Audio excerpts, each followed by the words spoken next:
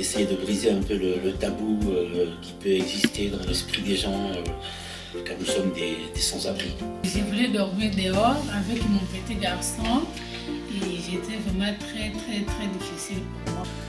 Voilà, s'il n'y a pas ça, on est à la rue et on ne peut rien faire à la rue, on fait des conneries. À chaque fois qu'on fait des anniversaires, on a des jouets et voilà.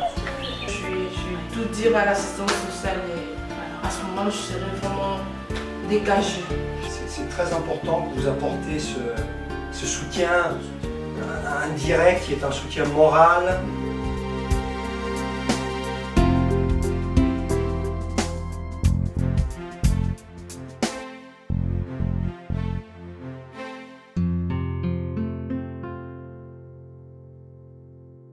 L'association de l'hôtel social a été créée en 1968 par la mairie de Lyon et par le CLOR.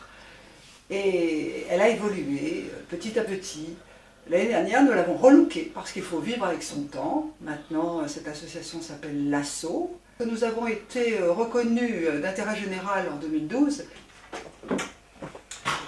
J'aurais voulu qu'on se voie pour la prochaine newsletter, je suis en train de la préparer. Oui. Et du coup, j'aurais voulu qu'on refasse un point sur l'ensemble de l'activité de l'ASSO. Donc l'ASSO, c'est d'abord des CHRS, 3 CHRS, 237 places, 3 CHRS qui sont répartis sur 3 structures différentes, soit du diffus pour accueil logement, soit pour la charade et pour Ribou, du monobloc. Alors on héberge et on accompagne ici des hommes seuls de plus de 25 ans, des personnes qui sont orientées par la maison de la veille sociale ou des personnes qui sont orientées par la justice pour des aménagements de peine. Donc on accompagne ici les résidents par une équipe de travailleurs sociaux, nous sommes 7 travailleurs sociaux, et par une équipe globale avec des agents d'accueil de 12 personnes. On propose un accompagnement individuel par binôme ou alors un accompagnement collectif, donc tout ce qui est de la vie quotidienne, tout ce qui est la proposition d'ateliers, qu'on appelle aussi des outils de médiation, que ce soit la couture, du sport, de la cuisine, du théâtre, tout ça pour rentrer en lien, pour se connaître différemment, et surtout pour se rencontrer dans des espaces différents de l'accompagnement individuel et dans des espaces aussi conviviaux.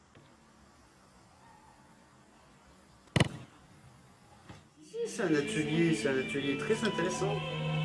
Parce que moi je savais pas coudre un bouton, je savais pas utiliser une machine à coudre, du coup maintenant je sais, parce que c'est moi qui fais toutes les coutures. L'idée au départ c'était de travailler autour de la question de l'estime de soi, du rapport au corps, de comment on peut se valoriser à travers les vêtements, la tenue qu'on porte, et de travailler à partir de vêtements usagés. Ça nous permet d'apprendre plein de choses, à coudre, à couper, à créer. J'ai mis le maître. Hein? Non, attendez, je vais Chacun d'entre nous, on a à apprendre de l'autre.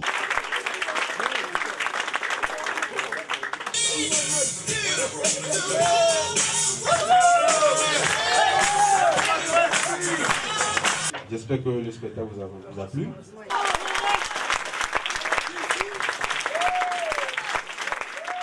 On dit on ne peut pas faire grand-chose. Dieu merci.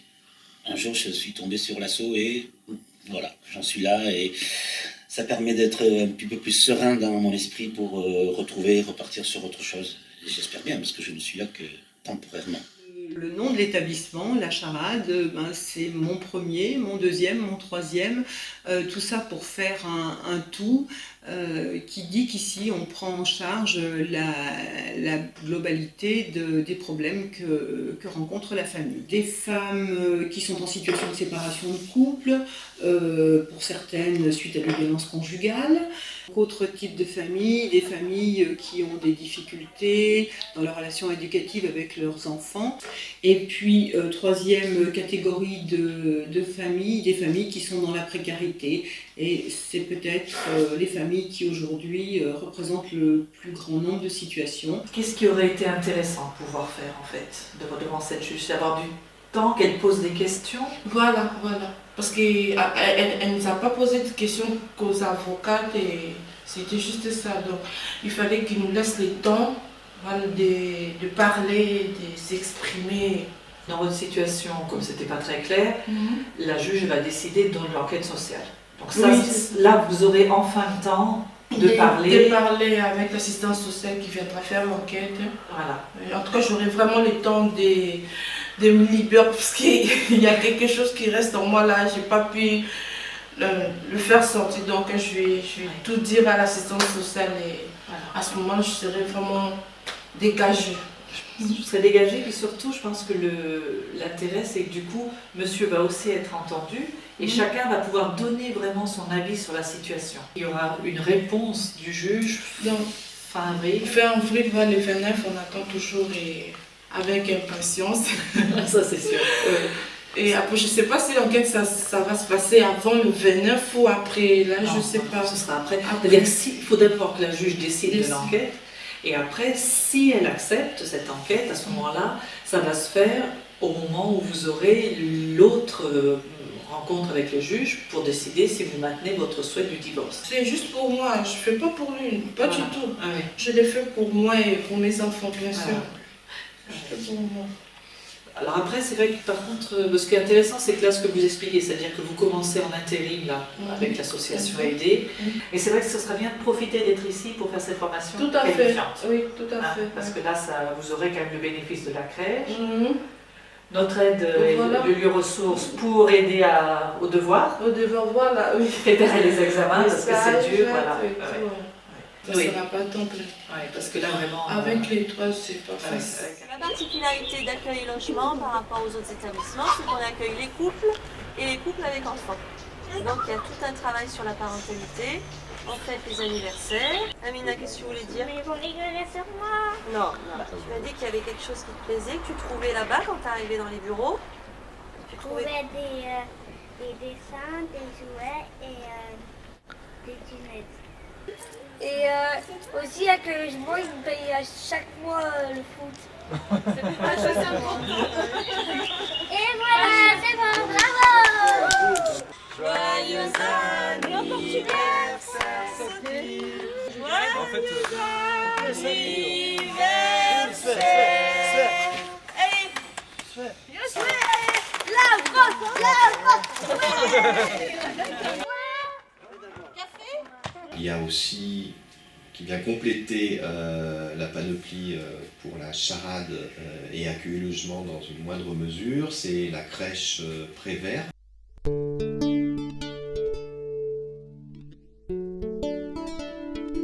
Le service petite enfance Jacques Prévert, intégré au CHRS La Charade et accueil et logement pour 9 places, est également ouvert sur le quartier pour 6 places.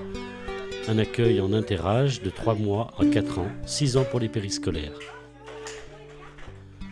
Le projet pédagogique, inspiré de la pédagogie Loxy-Picler, est axé sur le jeu libre et l'observation. L'espace est pensé pour l'enfant, afin qu'il puisse jouer selon son propre rythme, son individualité, son histoire personnelle, là où il en est de son développement. Le professionnel est encadrant, sécurisant, contenant. Il accompagne ainsi l'enfant dans ses expériences par son regard et ses paroles qui donnent du sens. Sont également privilégiées les sorties en petits groupes sur le monde extérieur et tout un projet sur le jardin. Une place primordiale est donnée aux parents. Le petit plus, la présence de notre cuisinière qui mijote de bons petits plats et bien sûr les photos régulièrement exposées puis mises sous forme d'albums personnalisés pour chaque enfant lors de son départ.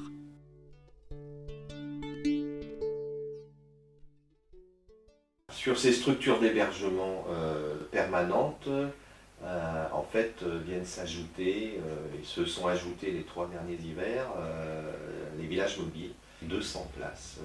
Et en parallèle à ces lieux d'hébergement, il y a également d'autres services proposés? Oui, une structure qui ne fait pas de l'hébergement, qui fait le point accueil, qui est un accueil de jour pour sans domicile fixe. Vous n'avez pas la pêche là, hein? Pour avoir un papier, il faut que tu ailles dans plusieurs bureaux pour avoir des papiers, pour avoir un papier. Et pour tout ça, ils sont masques quoi. J'ai 4 ans de travail en Paris. Et tout à l'heure, j'ai dormi dans la rue. Tellement on est pauvre. Le numéro proviseur de la capitale me dit que c'est pas bon pour pour le chômage. Pour vous, au niveau des services d'accueil, même si, entre guillemets, la situation restait toujours pendante au niveau de, je vais dire, de vos droits. Je suis à la rue, voilà. Je vais essayer de prendre mes douches, je bois mon café, je vais sur un peu sur internet, voilà.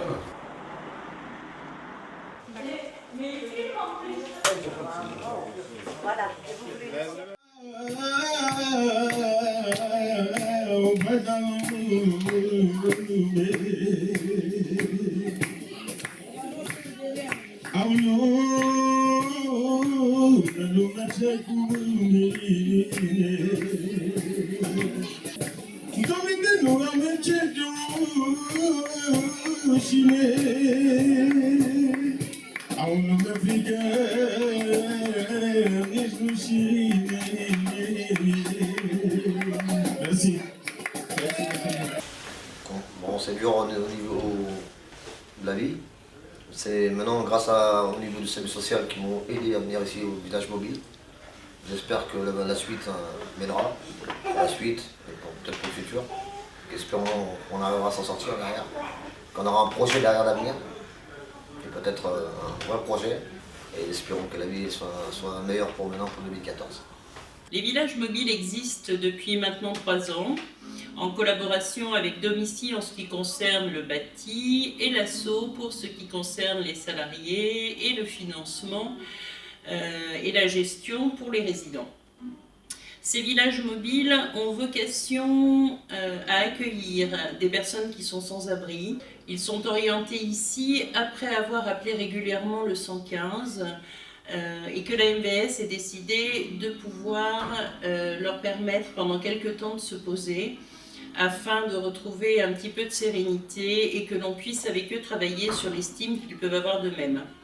Nous sommes soutenus dans cette action très régulièrement par des bénévoles qui viennent autour du repas, autour du soutien scolaire, autour d'ateliers aussi, de lecture de contes pour les enfants, et puis tout simplement autour du lien, de façon à ce que les gens puissent échanger. Nous travaillons de plus en plus avec les communes, avec les maisons du Rhône, avec le SAMU social, avec les différents travailleurs sociaux qui sont sur les centres communaux d'action sociale ou qui sont sur des lieux d'accueil type le CAO pour des gens qui peuvent être sortants de prison. C'est une belle aventure humaine. L'ASSO a été le moteur de cette opération. Une collaboration, et quelle collaboration! J'espère qu'on continuera encore longtemps. C'est tous ces merveilles pour moi, je suis vraiment dans la joie. Ensuite viennent s'ajouter à ces premiers dispositifs d'accueil et d'hébergement, en allant plus loin sur l'emploi et sur l'accès au logement, donc le grenier, qui est un atelier chantier d'insertion.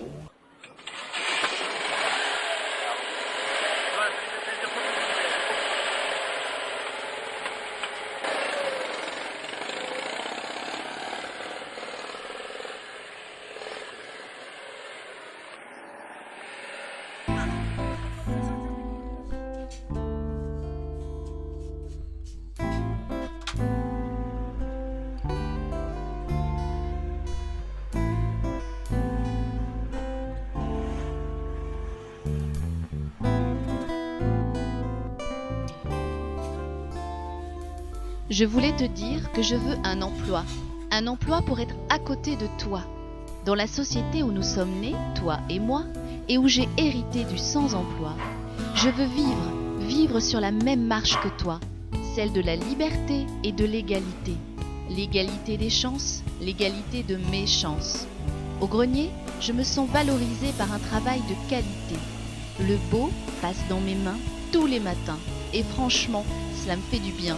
Après des années de perdition, je remplis enfin ma mission, celle de ne plus être à côté de ceux qui vivent en liberté, sans précarité. Au grenier, je m'engage à m'adapter à cette société de travailleurs qui, par leur labeur, peuvent avoir une demeure. Alors je crée du beau, avec mes pinceaux, avec mes ciseaux.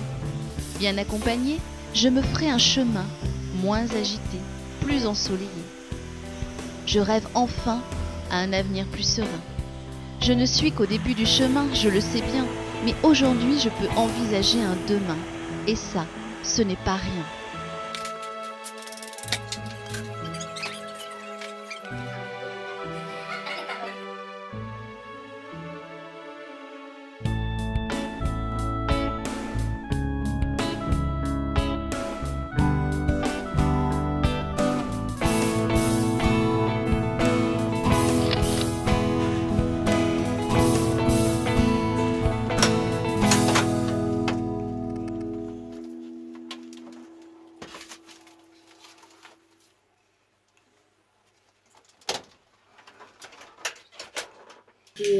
Ça, le premier test, c'est un test écrit. On vous donne des questions, un questionnaire de 35 questions. C'était bien passé. Et le deuxième, c'est un test informatique. Le troisième test, ce que j'ai raté, c'est le psychomoteur.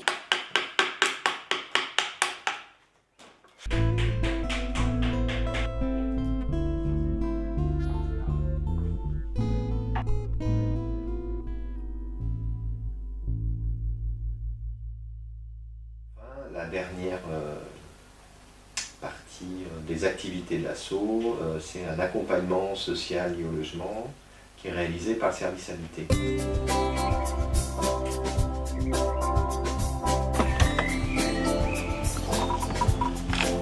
Bonjour. Bonjour. Donc vous êtes travailleur social sur l'ASSO au service habité. C'est un accompagnement qui est tout récent. Et du coup, ils ont déménagé un petit peu en urgence, donc on va voir un peu où ils en sont.